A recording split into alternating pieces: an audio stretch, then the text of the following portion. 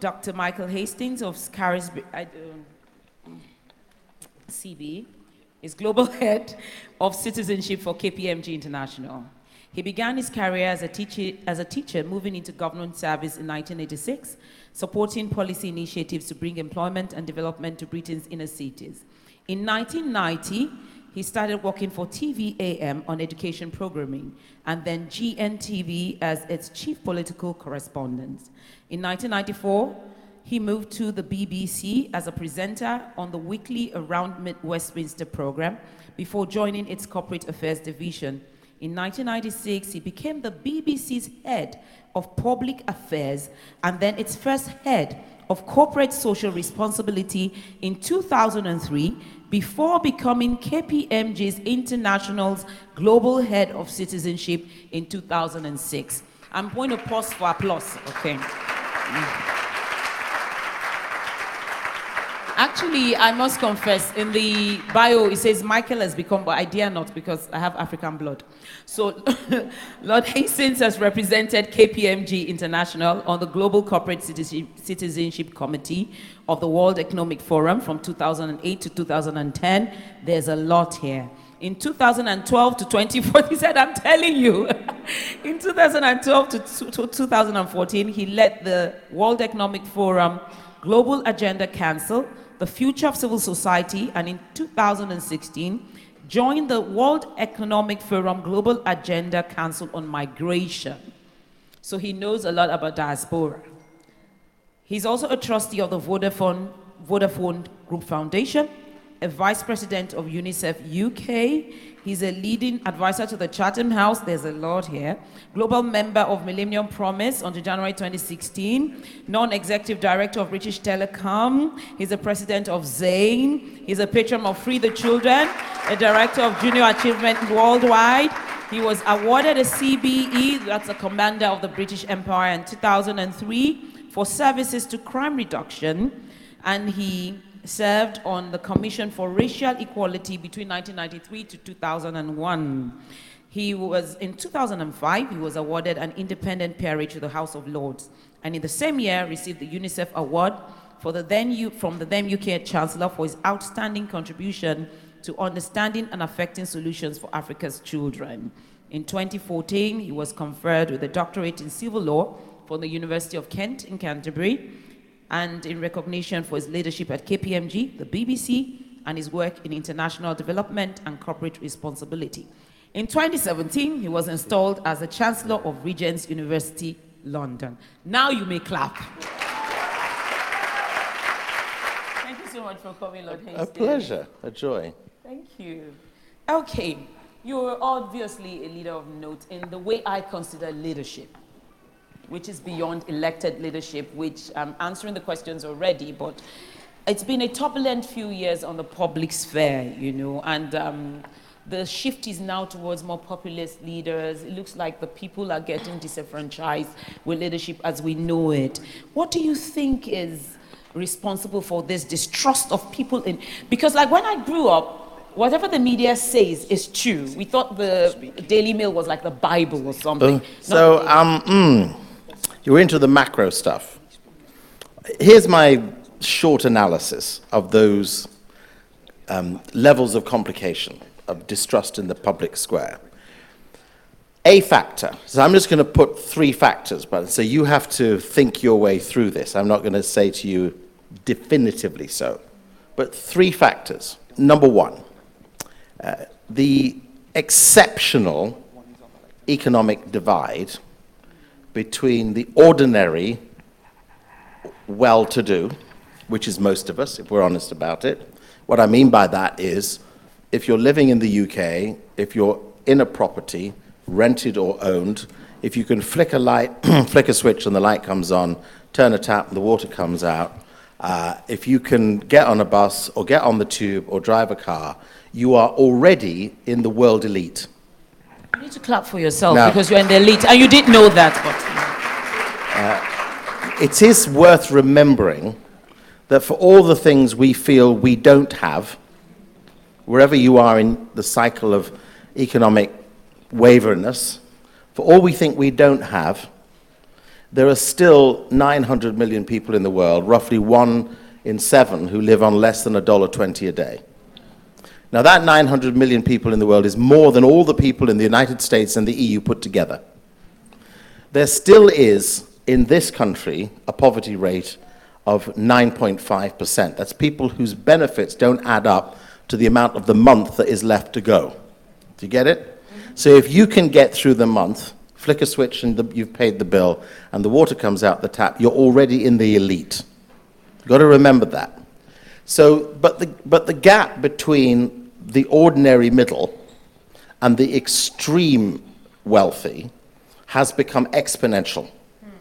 So the latest estimate, which includes both NGOs but also UBS, the big Swiss bank, affirm exactly the same thing, that 8 people in the world own the same amount of wealth as, well, roughly 2/3 of the rest of the planet. And that does mean that the extreme divide has caused deep, frustrated insecurity. You know, in bygone days, you're far too young because you're still in your 20s, but... This is why Lord Hastings is my special guest. I knew that would get her. But, you know, in bygone days, some of you remember, because I can see you're evolving the other way, that we never knew what the rest of the world looked like because we didn't have it on our phone. We didn't have a phone to look at it. So we were lucky if we got an image of people on Fifth Avenue in New York or Regent Street in London, because we just didn't know what it was. Where you were was where you were. You're kind of satisfied with what you had, and that was it. Yeah. The problem now is that everybody sees what everybody else has and what they don't have. So it leads to exceptional discouragement, inner discouragement, and aspiration that sometimes pushes us beyond our ability. That is factor number 1. And we have a global crisis of material insecurity. Now, I say that because if you factor in the fact that you're already way wealthier here than a significant proportion of the rest of the world is, you're already way wealthier than that, but you're still dissatisfied. You're dissatisfied because somebody else has gone beyond. And that is the deceit of the mix between social media and common TV. Yep. Right? Factor number 1. Factor number 2, I'm going to be really, can I be really blunt? Is that right? Factor number 2, the great mass of enabled democratic voters, you, don't pursue the detail. So you make decisions about big political issues, Brexit being one example. But even our approach to local authorities, which includes the schools in which our children may go, or the services enabled for people with struggling abilities, we don't pursue the detail. Because we don't pursue the detail, a lot of people opt out of democracy altogether and don't participate. Let's be candid about it. We have at the moment in this country, in general, an electoral participation rate of around 60%.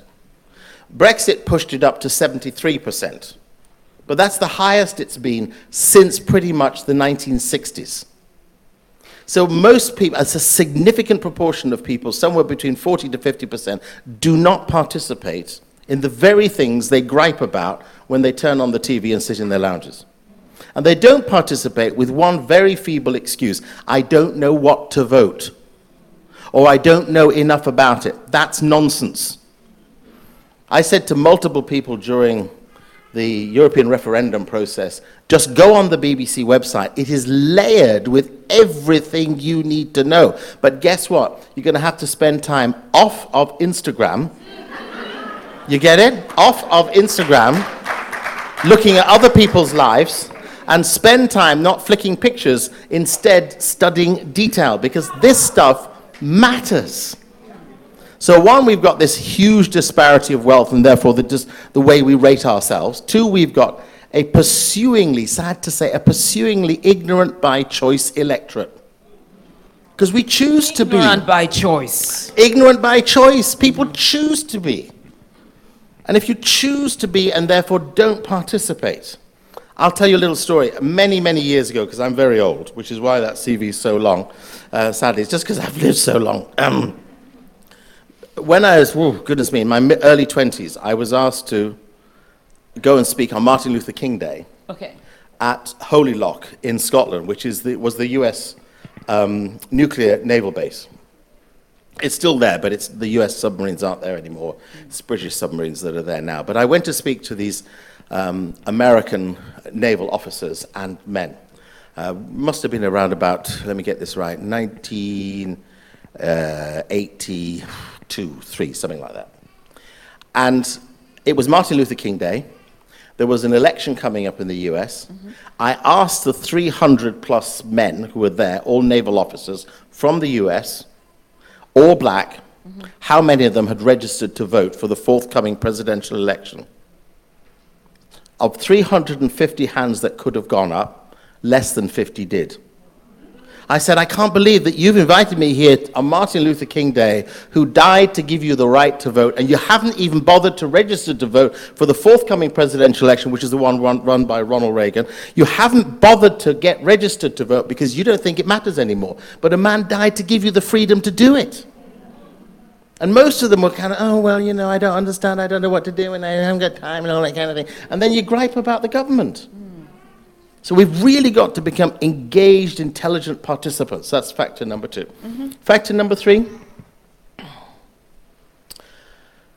there is a real debate about truth in our world. A huge debate about truth. And if we're honest about this, the believers who we should know the truth. He who is Lord is the truth. The believers should be in the center of the public square of discussion and debate. We should be focused not just on knowing the facts, but purporting the facts. So fake news and unfactual distortion have become the new language of the last 2 years. But before that, let's not forget the fact of the period, you know, we all remember the premiership of Tony Blair. What was the phrase then? Spin doctoring. Yes, yes. So we kind of allow this deceit of information to circle around, for which we get caught up in it. And when you get caught up in it because you don't pursue and exemplify facts and data and hard-grafted work, thought-through propositions and perspectives, then you become victim to it. Because it's hard work to do the stuff. It's hard work to do this, but government is hard work, politics is hard work, decision-making is hard work. What did Jesus say? I know you're all believers and followers of Jesus, and if you aren't, you can leave now. But because there'll be healing out the door. But what did Jesus say about, if you're going to buy a house, what's the thing you got to do? You count the cost. What if you don't count the cost? Oh, I can take out a mortgage for 500,000 and you've got an income of 30. You see what happened in the financial crisis meltdown, which began in the US? It was all over leveraged property. People were taking money they had no ability to pay back. And then we ran into a banking crisis from the US. It was all the way in Lagos. You got it. You got it. So you see, the issue is here, count the cost, which means, have you gone through the pennies and the pounds? Have you gone through the issues and details and facts? Do you know what you're signing up to? Are you aware of the responsibility embedded in this? So if we choose the opportunity to be awesome treasures, which is what this wonderful conference is highlighted about, we need to be, one, deeply grateful for where we are. You're already hyper wealthy. We are already hyper wealthy set against the real world. My son is in the front row. Your mother is hyper wealthy, but you knew that already. Yeah, he doesn't look. He looks well. Look at the shoes, man. So he's got the haircut of a hyper wealthy anyway. So you're already hyper wealthy, but you're already academically enabled enough. Yes. Secondly, to choose to be engaged and accurate and involved. And thirdly, count the cost of what it means to enable ourselves to be progressive, and I don't mean by that just prosperous materially, to be progressive, to make the critical difference our society needs. What we're looking for and what we're needing is a culture of servanthood rather than a culture of acquisition. Okay, because we're about to start another topic there, going in there. So what Lord Hastings is saying is inequity is part of the problem. Yes, why people no longer, because there's this wide gap. Then there's apathy. We don't care. And if we don't care, then we're sleeping on our rights and we cannot complain when people take decisions on our behalf. Then thirdly is this case of not being ready to pay the price to be engaged. What he's saying in one word is that we cannot complain about what we allow. That's just You got it. You we got cannot it. complain about what we allow, and that we're the salt of the earth and we're the light of the world. And we're actually responsible for the rot that we see around us. At the end of the day, because we're That's not it. doing anything Yes. about Meaningful enough. meaningful enough. So if we were going to do, where do we start? Because that's the whole reason for this interactive session. Where I'm going with this is that most people are here for two things. Lord Hastings, how did you get here? I want to be there too. That's just the truth. I get people come to me on Instagram and say, ma'am, I like where you are and I'm going to go beyond you. And I'm like, that's a new thing. You haven't even, and that's really what they want. That's Right, number one. right. So they want to know, how do we get to where you are and go beyond that? Right. Right. So you see, yes, that's it. That's the interest in you. It's limited to that. Okay, so let me tell you a story. Okay. Do you know what happened? Any How of do we you? get into leadership? How do we get into mainstream? How do you know what I'm saying? We're in the diaspora. We had dreams before we left our country. Yes. We're here, and we don't want to just have a mortgage, sausages, and milk, and pretend that those who are back in Nigeria can't wear pink shoes because they can. And then we have to make it count that we're here. We Yes, want to we matter do. here, and we want to build a new life for ourselves and our children. We want to Yeah. be like you, Lord Hastings. Oh, horrors, no. No. Before, you'll go bald and be old. So let me tell you a quick story. Can I do that? Yes, And then you're our and then well, thank you. And then make a point. Anybody here know what happened on August the 6th, 258 AD? Who was around? Oh, you were. I could tell. Yeah. You're older than me. On August the 6th, 258, under the rule of a Roman emperor who was so aggressive and angry about the church and the believers within it, he ordered that all the treasures of the church should be captured in Rome and given over to the empire for their control. Valerian, who was his name, Valerian captured Pope Sixtus while he celebrated the liturgy and had him beheaded. Afterwards, he set his sights on the Pope's young protege, whose name was Lawrence, from which we get the term Saint Lawrence. But before killing him, the emperor demanded that the archdeacon turn over all the riches of the church.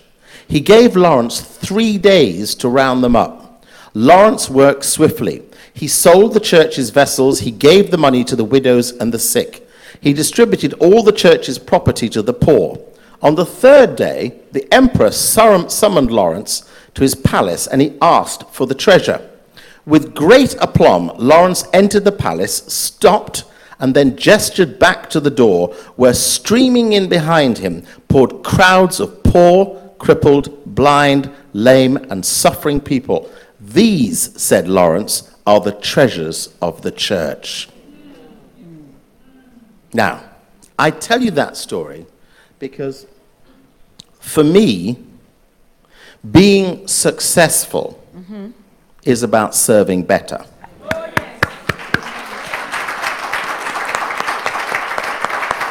And I genuinely believe that amongst our African and Caribbean people here, we've got to seek aspiring for what we think is blessing, because the word blessing in the New Testament, in the Greek and the Aramaic, means the awareness of God. It has nothing to do with the material things we may get.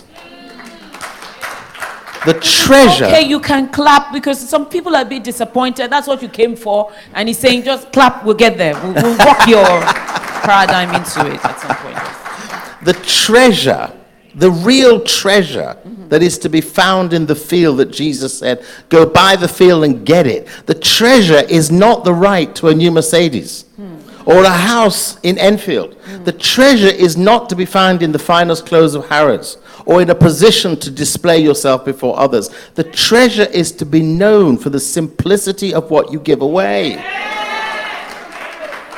And we need a radical transformation of mentality. A paradigm shift. Radical paradigm shift. We've got to actually pull away from the aspirational culture we actually layer over in Jesus' name. Yep, We've got to it pull is. away from that and be biblically focused.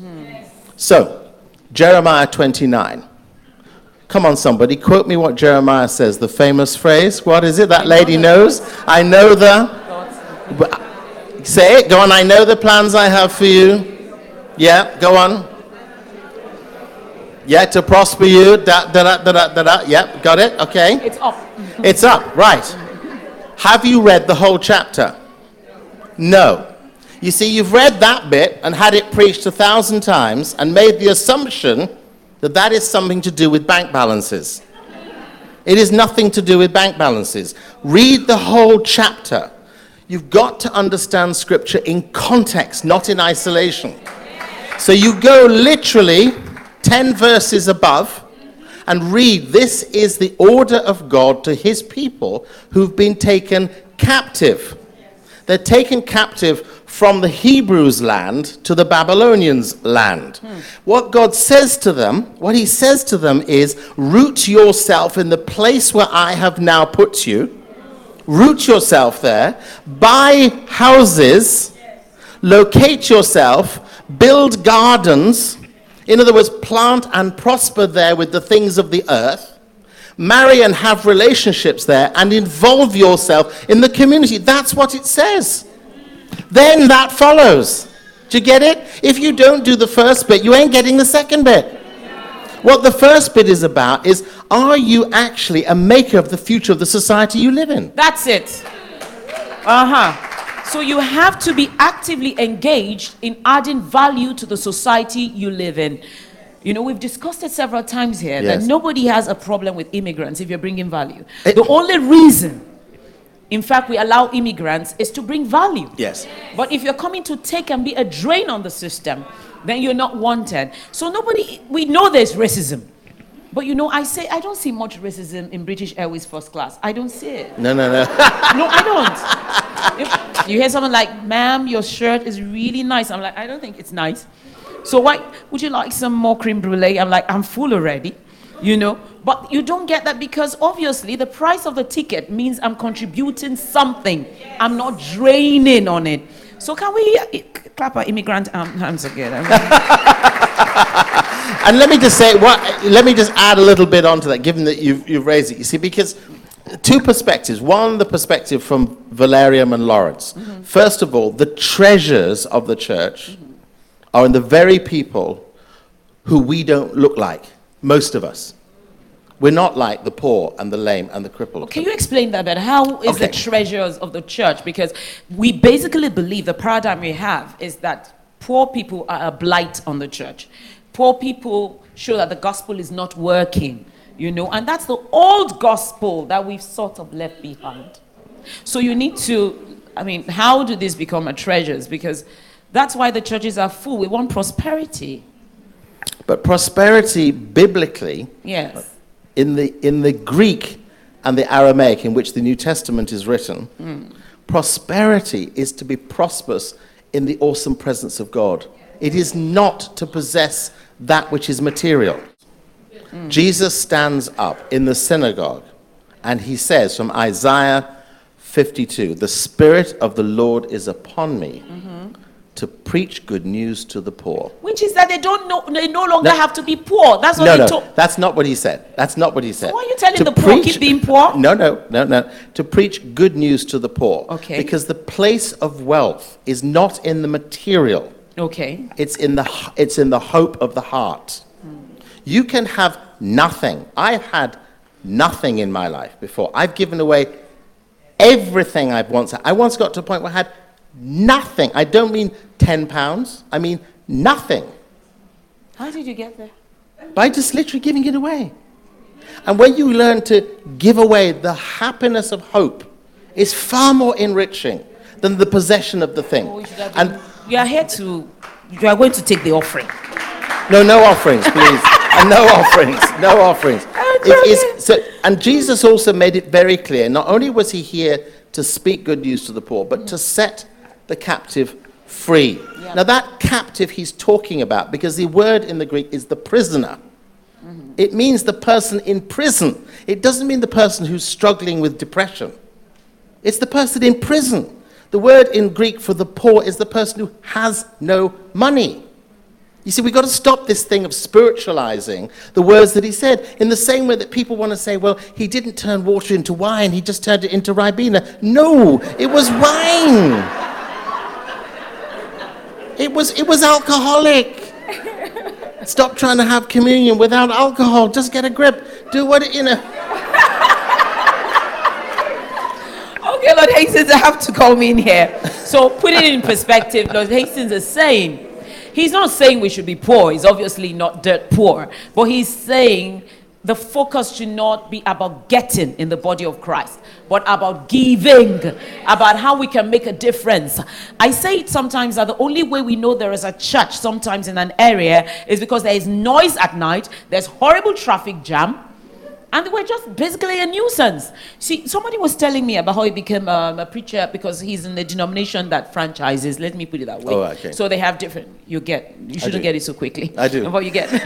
So he was sent to start a parish somewhere, and they've burnt down churches. They've dealt with preachers. And it's because it's a predominantly Muslim neighborhood in Lagos. So what he did first was go after the imams, take care of their children, send them. He did everything. The imam called the people in his household and said, I want you to go to this church. That he's the first person who cares about us. Aren't you a pastor? That's the first thing he asked him. Don't you know I'm a Muslim? Then he says, it makes no difference. You are human and you have needs. And I need to meet the needs. They came to build the church. He called all the area boys. You know what an area boy is? A thug. A boy of the street, the guys in the hood. So he called all the guys in the hood and said, don't touch that church.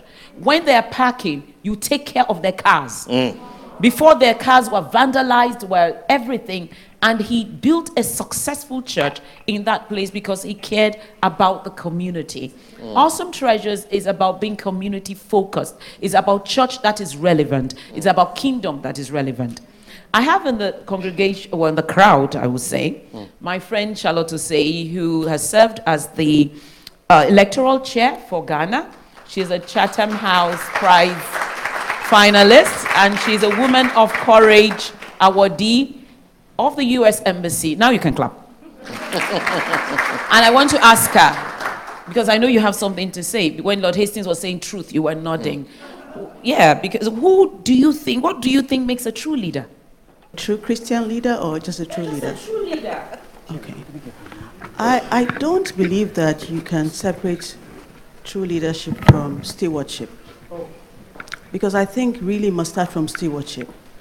A good leader has to be, first and foremost, a steward. And to be a steward, there's the recognition that all you have was given to you by God and for a purpose beyond yourself. So you must take the gifts and the talents and the capabilities God has given you, understanding that you are holding it in trust for God, and use it to serve God's purpose with his people. If we don't get that right, then your heart is not going to be in the right place. And so you cannot be a good leader, because good leadership has to start from the heart. It's only from the heart, and then it would flow to the hands, and then you can do what you were called to do. So maybe that's why we're also seeing the kind of leadership crisis globally that Lord Hastings was alluding to. It's because there's the lack of understanding that it is about service to the communities, to the people. And yes, I do agree with him that it also points to a failure of Christianity. And it happens when Christians become, like he was saying, apathetic, when Christians become selfish, when we see God as Father Christmas, so we go to him with our list. It's about what we want from God, not about what is happening to the bigger community. And so Trump is a creature of Christians. It's a failure. And Trump has actually made me start questioning my own Christianity and my values, because I was always taught that liars don't win, so Charlotte, you don't lie, you should not bully, and I've been telling my kids that. Now I'm wondering whether that needs to be re-examined. And then you go and read Psalm 37, and God says, oh, evildoers will prosper for a while, but very soon they would wither like grass. And I'm asking God, how very long this soon is getting very long. It's getting very long. Okay, so Lord Hastings, who to you is a true leader? A true leader. But Stephen Acts chapter 7, full of the Holy Spirit, looked up to heaven and saw the glory of God, and Jesus standing at the right hand of God. Look, he said, I see heaven open, and the Son of Man standing at the right hand of God. At this they covered their ears, and they yelled at the top of their voices, and they all rushed at him, and they dragged him out of the city, and they stoned him to death. Who was Stephen? The one selected in Acts chapter 6, full of the Holy Spirit, the strongest preacher they had, to daily serve the needs of the widows, the orphans, and the poor. That's what the Bible says. To lead is to be focused on the least. Yes. Matthew 25, all the multitude came to him saying, we're here, ready to come on in. And he said, I don't know who you are. I don't know who you are, because when I was hungry, you didn't give me anything to eat. When I was thirsty, you weren't there with a glass of water. When I was homeless, you didn't offer me a bed. When I was in prison, you didn't visit me. You see, we've got to face this reality. The Bible is very clear that to lead is exactly as Jesus did. Take this very important scripture, which the Pope quoted in the second day of his popeship, whatever that's called, not premiership or presidentship, but popeship. Right? He said, remembering that as Jesus is coming towards the point of judgment, Yes. the scripture says very clearly, John chapter, let me get it right, I think it's John chapter 19, Jesus, it says, knowing where he had come from, Where he was going 17. know where he is going to, Yeah. got up from the table, Yes. took a bowl of water and a towel, got down on his knees and washed His disciples' feet. Yes. That is to lead. Stephen, the man most anointed, is given the task to serve the poor, the widow, the orphan, and the disabled. That's his task. And he gets stoned to death for it. But Stephen is the one who looks to heaven and sees. No, I mean, by see, they don't mean just had a nice dream and a prophecy. He saw with his own eyes. So if that's what we want to see what it looks like behind the curtain of heaven and who Jesus is, we better learn how to get on our knees and wash this elder's Honestly, feet. I actually feel the presence of God here. It's supposed to be like an interactive session. We split it into two. We do this, then we move into the more. But it's getting really deep, really fast here. And what he's saying, if I'm putting it right, is that you want to see God, you want to know God, you want to be closer to God, then you must serve his people the more. And his people are not necessarily those who are in church. They're those who are in need, which is why we are not in a 4,000-seater hall now, because the paradigm shift is not for everybody. Because Awesome Treasures is not preaching a popular gospel. You understand? It's not preaching to people with itching ears. It's speaking to people who, the remnant who care. I'm not saying we're special, because you know what I'm saying. We're speaking to the remnant who care, who want to stay true. And it's amazing what you're saying. Because It's a simple thing. you Let hardly me- hear this again. Well, let me give you, I'm going to give you a vivid, real example. And so if any of you want to note Are the you reference getting it, down young that man? I've given you a couple of scriptures, but I'm going to give you a vivid, real example. So in 1992, well, actually 1991, when as a family we moved to live in Peckham, that was our choice to live there before it became gentrified. It was Pittsville, right? It was Pittsville. If any of you remember who were around at that time, it was Pittsville. And we chose to live there. And my wife saw at the end of the road a school called Oliver Goldsmith School. And we decided that we would get involved, or she started it, get involved in helping children who had severe learning difficulties, particularly dyslexia and reading and struggling with reading. The first boy we helped at age 8 is called Michael Momo. He, as Samuel, who's with me here today, knows that we just celebrated Michael's 35th birthday. I've known him all that time, from 8 to now 35. He's married, he's had his first child, he's doing his MBA. He couldn't read when he was 8. We started That's, No, allow us we started Springboard. to. Sorry, if you're clapping, clap, you know. No. I know you haven't helped them. Just clap. Thank you. We started Springboard for Children 25 years ago. It's now called the Children's Literacy Charity. I'm still patron of it. I was chairman of it up until when we moved out to Hertfordshire. We started that project. We stayed committed to it, still involved with it. Over the roughly 6,000 children that we have taught to read and cared for through that period of time.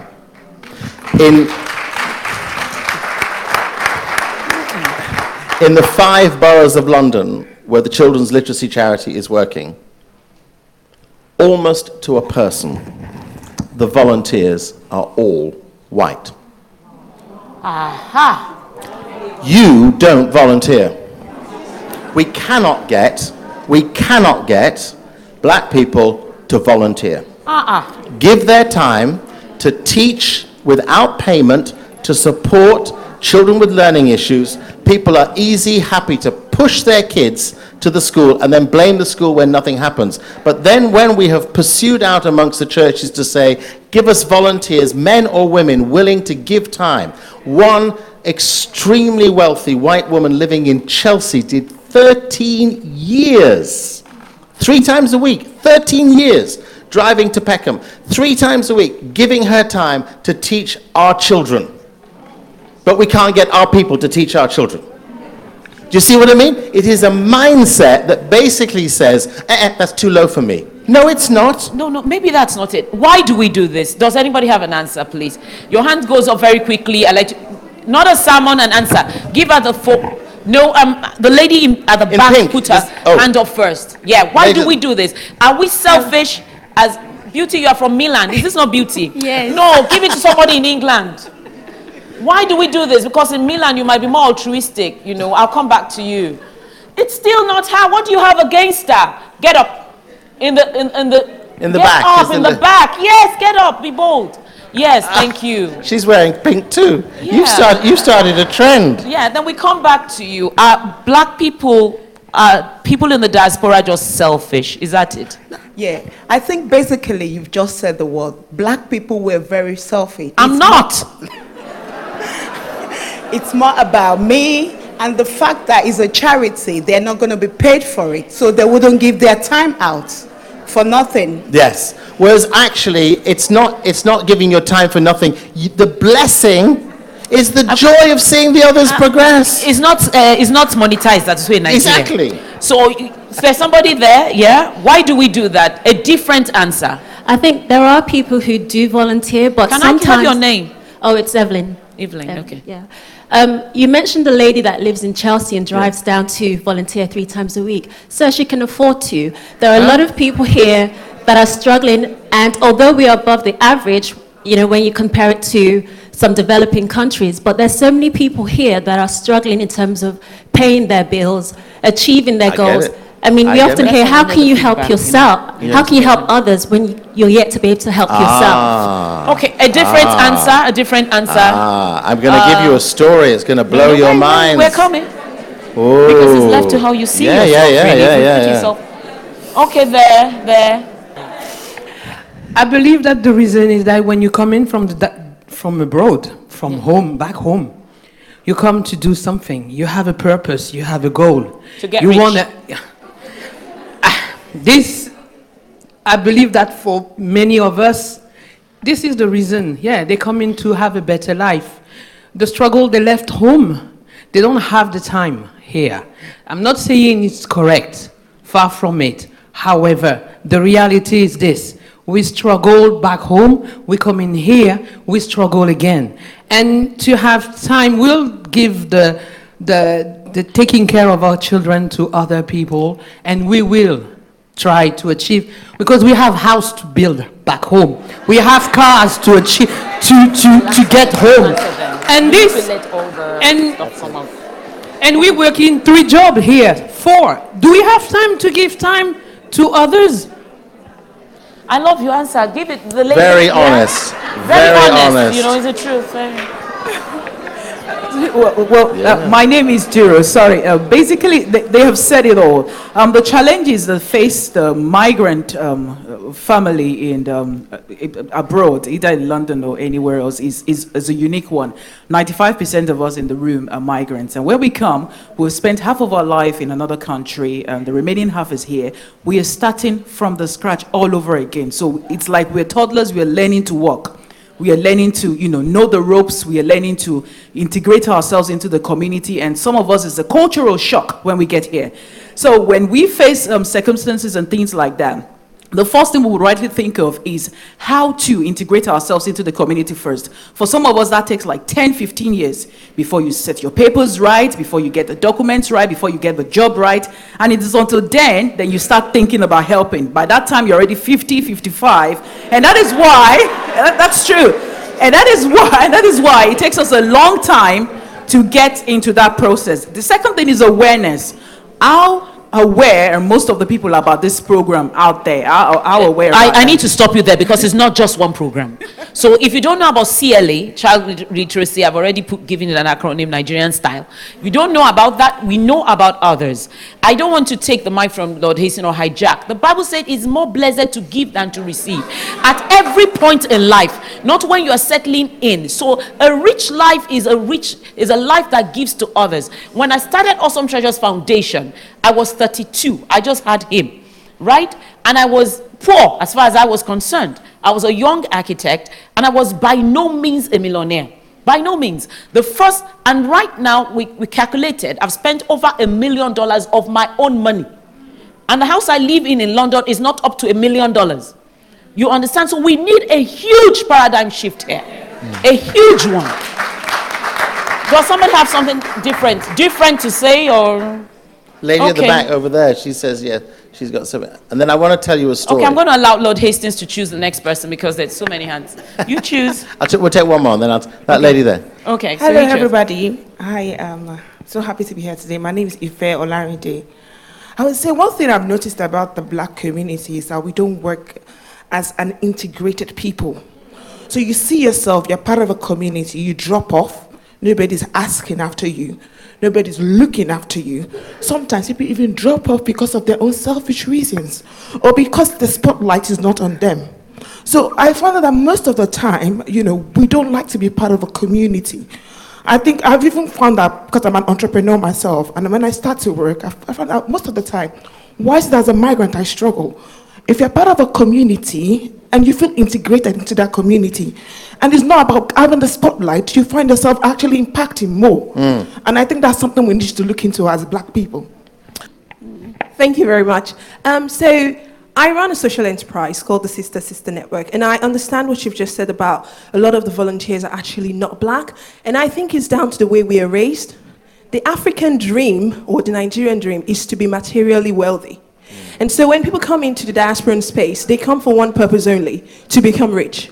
And we don't put an emphasis on service. We don't see a lot of parents taking their children out to volunteer centers, while our white counterparts raise children differently. So when they're adults, their notion of success is massively different from our notion of success. So changing someone in their 30s is really difficult, right? Because all their lives they've been told one thing: to be successful, you must perform, you must be seen, and you must be wealthy. So it's not like people don't want to help, it's just not their priority, it's not the way they're wired. But if we raise our children differently, and we get them to have different values, perhaps, I don't know, in the next 30 years, they wouldn't need to be told. They would just know that giving is part of service and service is part of success. Amen. You've been so honest. You've all been very honest. And I'm sure most of you would say you're believers, you're followers of Jesus. And the Bible is very clear that you need a renewed mind. And if you accept that you need a renewed mind, you change your mind. So you don't accept the stuff you were taught back there, whether it's in Lagos or in Accra. You ditch it. You ditch it. You're not people of the culture. You're meant to be people of the kingdom. Amen. Now, if you're meant to be people of the kingdom, that means you forget what the culture told you and you flip your mind over, and instead you say, this is where I am, beginning of Jeremiah 29, get engaged. Those are the first 10 verses. Before you get onto the bit about promises and prosperity and all those kind of things, you have to get involved. So 3 weeks ago, I was in the only country in Africa that was never colonized. What was it? Ethiopia. And you know what's so interesting about Ethiopia? Because you know the way a lot of people like to say, well, the reason why our different countries are poor is because of the colonialization. Go to Ethiopia. It was never colonized. Same issues. So stop blaming the colonizers. Wake up. Actually, begin to say it is about what we do with what we have. So go onto the website, Tier Fund website, which is an aid agency, a UK aid agency. You can look up the program of self-help women. There are 400,000 women, and I visited with just 200 of them 2 weeks ago in Ethiopia. 400,000 women in Ethiopia who have saved between them $12 million because they did exactly, and what they're doing exactly is what Jesus said about the widow's mite. What was a mite? It was a penny. She put the smallest thing she had, which Jesus said was bigger than everybody else's, because all she had was 2 pence, that little brown coin in your pocket. These women saved 2p by 2p by 2p by 2p together. Imagine if all of you, how many people here? 300? Maybe? 400? Imagine if all of you, just somebody figure it out, you're better at me at maths than I am, figure out 2 pence a week between 400 women adds up to how much a year? Somebody do the maths while I'm speaking, all right? And the point is, one of these we met 200, and I say myself, Bishop Wayne Malcolm from Brixton, and also 2 other pastors. We were together with Tier Fund in Ethiopia just 2 weeks ago. One of the women that we met with started a little spice business. It's all she had. Just a couple of spices she started selling, saving her 2 pence, buy her 2 pence, buy her 2 pence, with a network of 20 other women. Now she owns 3 businesses, 2 houses, a boat, and she's in a consortium of 525 women building a 4-story shopping complex in the 2nd biggest city in Ethiopia. You can do it if you're willing to work together, commit to one another, save hard. Don't say you don't have, because everybody's got 2 pence. That's all these Ethiopian women had, was 2 pence. And they saved it week in, week out, went without stuff, don't wear weaves, make sure they actually...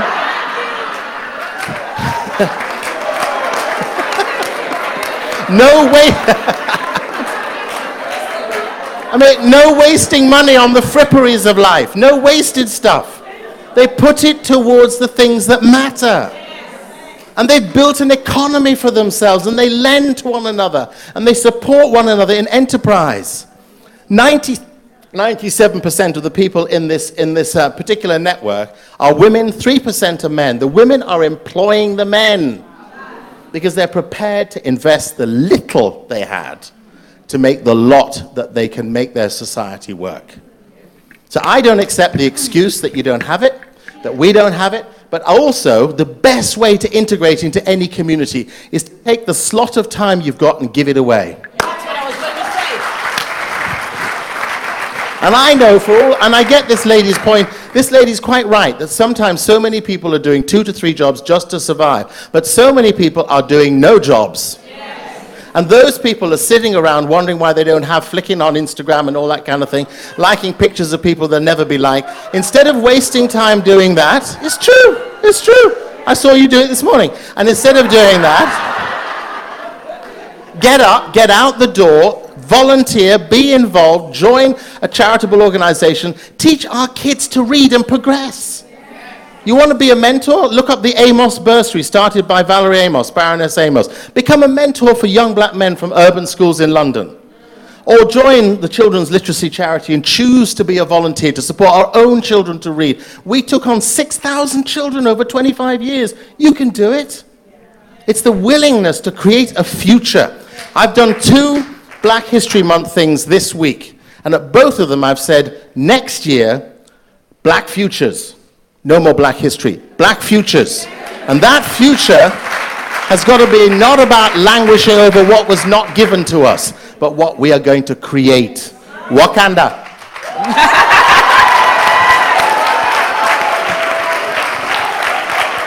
Oh gosh.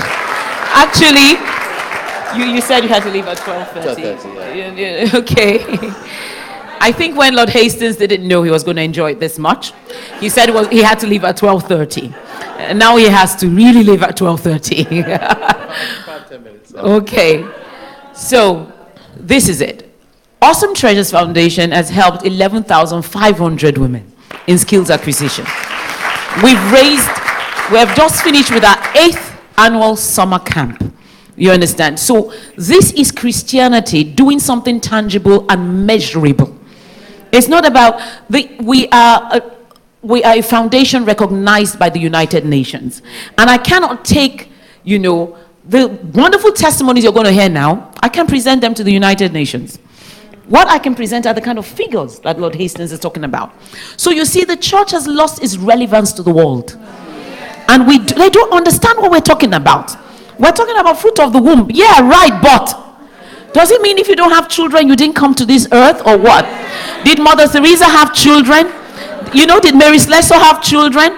We don't know if Florence Nightingale was married. She may be. Do you know? So we need to begin. The only way the world is going to respect us is if we begin to talk in terms of what they respect. You see, they are not concerned with all this pastor deacon. There's some people who are so engrossed in titles. It's disgusting for me. And the reason is because you have this African chieftaincy mentality. So if you couldn't get a doctorate or something, and they give you deacon in church, God help the person who forgets to call you deacon when you are deacon. You get what I'm trying to say? But the person in the world is looking at you and is actually, despising you, that, okay, deacon, come out here and let's slug it out in KPMG and let me see how far your deacon takes you. You understand what I'm saying? So we really need a paradigm shift. If you have any parting words to us, what will it be? This is hot lunch now, just say. Okay. We like you already. Oh, thank you. You're very kind. And it's been wonderful to share with you as well. And I hope and pray. I'd like you to say something about conspicuous consumption, because I almost got killed on Twitter one day because I talked about, maybe you were one of those who tweeted, because I talked about wigs. I have nothing wrong with wigs, one or two, or whatever. But the amount of money we invest in wigs, please, and deteriorating assets. I'm not looking at your wig, is nice wig, and your own hair too, like my hair's nice. Or deteriorating assets. We need to understand what we can drive, what we can wear. I used to say, I was a young architect once, and they brought this. Who remembers Ivory? The shoe shop. There was a guy called Peter there. The older ones remember. You've dated yourself, Stella. Because nobody else knows Ivory. And there was this guy called Peter who knew all of us and the Arabs.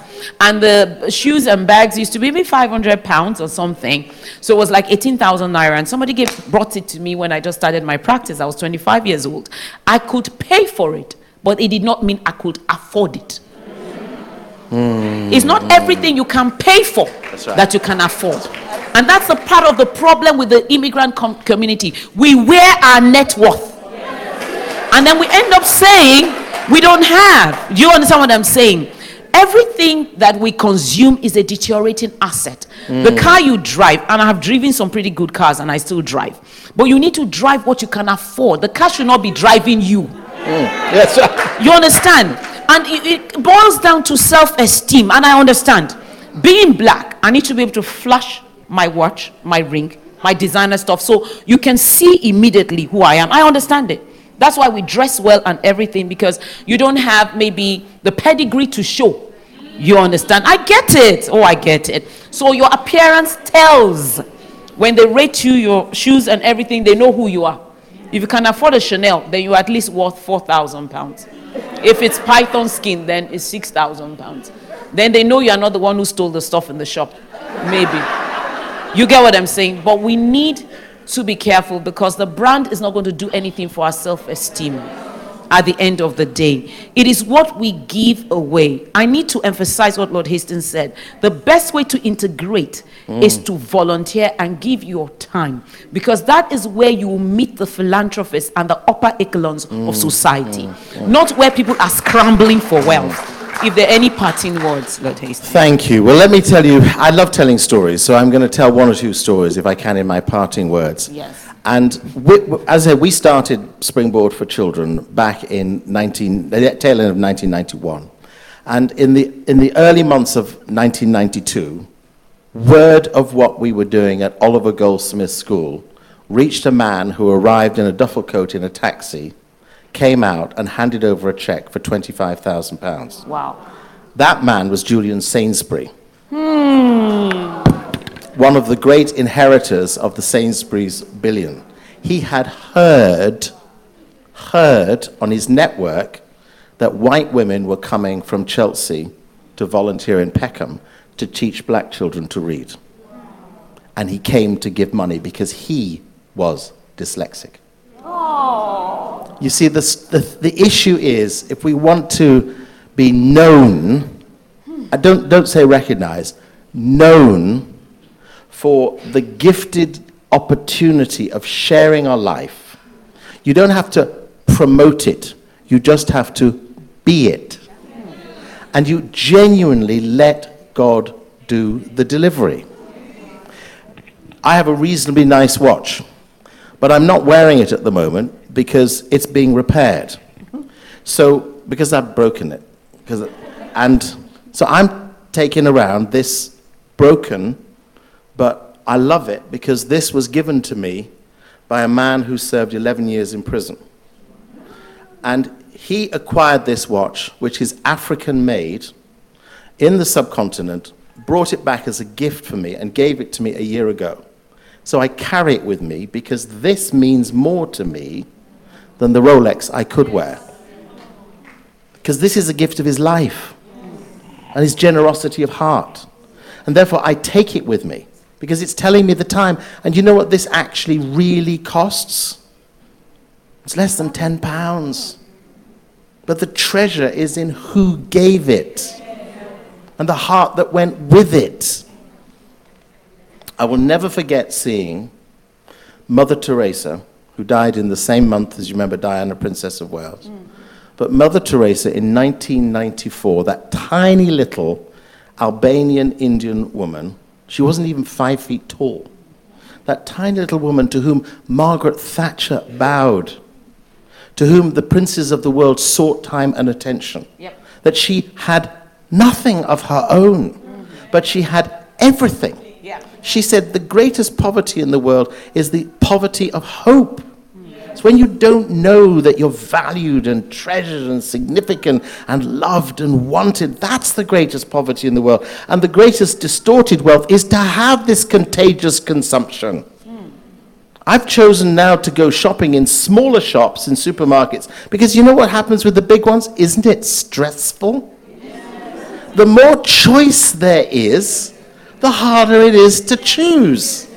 The less choice there is, the quicker you're out.